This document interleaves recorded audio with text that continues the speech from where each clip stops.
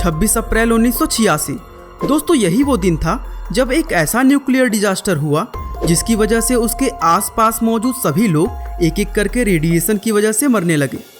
लेकिन किसी ने भी उम्मीद नहीं की थी कि उसी न्यूक्लियर पावर प्लांट में काम करने वाला एक वर्कर मौत को मात देकर ना सिर्फ जिंदा बचेगा बल्कि एक अलग ही इतिहास रच देगा।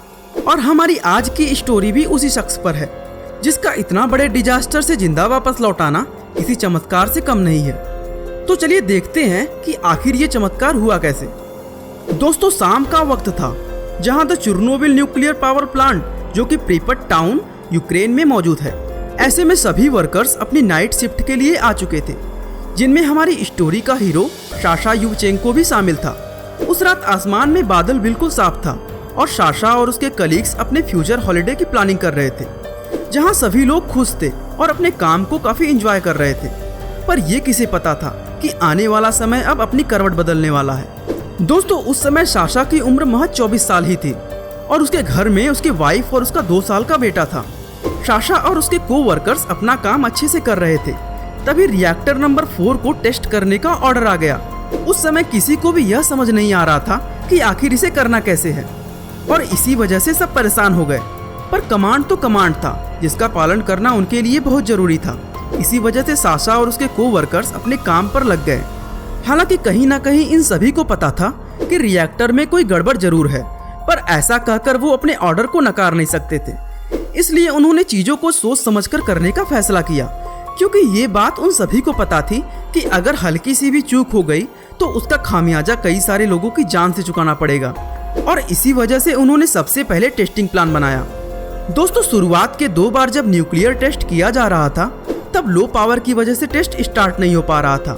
लेकिन जब तीसरी बार टेस्ट करने का ट्राई किया गया तो टेस्टिंग प्लानिंग को चेंज करते हुए सबसे पहले मशीन को लो पावर लेवल पर ऑपरेट करने लायक बनाया गया।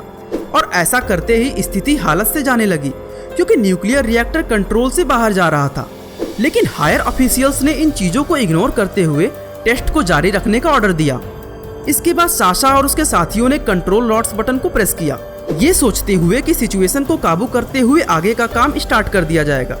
लेकिन यह चीज सेफ्टी प्रोसीजर्स के अगेंस्ट थी, जिसकी वजह से पावर तो बढ़ा लेकिन इतनी हाई स्पीड में कि किसी ने भी इसके हाई पावर की उम्मीद नहीं की थी। दोस्तों ऐसे में आप इसे इस तरह समझ सकते हैं कि प्रेशर कुकर के अंदर खूब सारा प्रेशर बढ़ गया हो और बस उसकी वजह से वो फटने वाला है, क्योंकि यहाँ भी ठीक ऐसा ही हो रहा था। और ऐसे में सभी लोगों ने मिलकर यह निर्णय लिया कि स्क्रैम बटन को प्रेस करके इमरजेंसी शटडाउन कर दिया जाए। लेकिन बदकिस्मती से कंट्रोल लॉट्स पूरी तरह से जाम हो गई थी। दोस्तों अब तक चीजें पूरी तरह से खराब हो चुकी थी और 1:23 पर इस न्यूक्लियर पावर प्लांट का रिएक्टर नंबर 4 पूरी तरह से फट गया। यह धमाका इतना बड़ा था कि पावर प्लांट के अंदर मौजूद जितने भी वर्कर्स थे वो इतनी टाइट प्रोटेक्शन में होने के बावजूद पूरी तरह से हिल गए थे, जहां पर पावर प्लांट के अंदर मौजूद हर एक चीज अपनी जगह से डगमगाने लगी थी। आसपास का माहौल पूरी तरह से डस्ट से भर गया था, ग्रेफाइट के टुकड़े हर जगह गिरने लगे थे और रेडिएशन लिमिट से भी ज्यादा तेजी से फैलने लगा था। ऐसे में आप सोच सकते हैं कि माहौल कितना ज्यादा गंभीर हो गया होगा, जहां धरती पर नर्क के बराबर का माहौल बन गया था, क्योंकि असली तबाही तो अब शुरू होने वाली थी।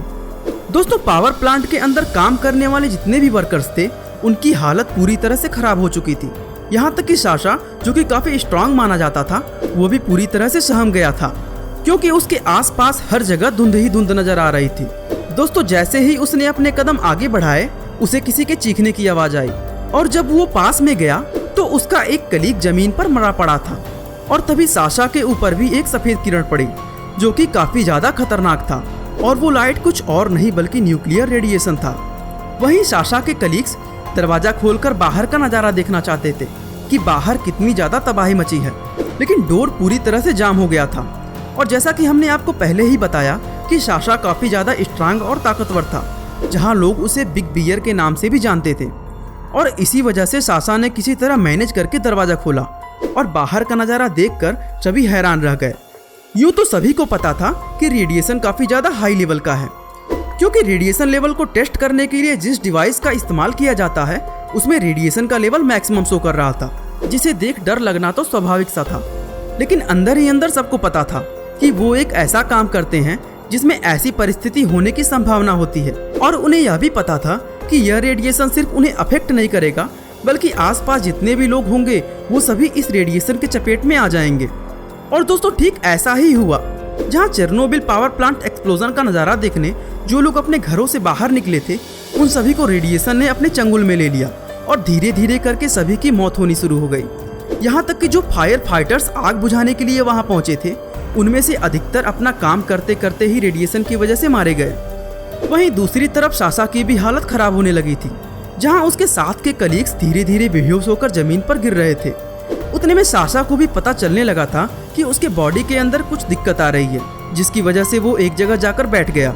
लेकिन सुबह के 6 बजते बजते सासा की हालत बहुत ज्यादा गंभीर हो गई, जिसे अपनी मौत बहुत नजदीक दिख रही थी। उतने में ही एम्बुलेंस आई और उसे हॉस्पिटल ले जाया गया और साशा की आंख डायरेक्ट हॉस्पिटल में ही खुली, जहां उसने आजू बाजू देखा तो हर जगह रेडिएशन की चपेट में आए हुए लोग दर्द से तड़प रहे थे। पर साशा की बिगड़ती हालत को देखकर उसे प्रिप्याट से मॉस्को ले जाया गया, जहां ले जाते ही सबसे पहले उसके सर को सेव कर दिया गया और कुछ ही दिनों में उसके बॉडी के बाकी बाल भी झड़ने शुरू हो गए थे। साशा को कुछ भी समझ में नहीं आ रहा था कि उसके साथ हो क्या रहा है। दोस्तों मॉस्को वाले हॉस्पिटल में साशा का बोन मैरो ट्रांसप्लांट किया गया और ऐसा होने के बाद जिन जिन लोगों को यह ट्रीटमेंट दी जा रही थी वे सभी काफी ज्यादा रिलीफ महसूस कर रहे थे और साशा भी काफी बेटर फील कर रहा था।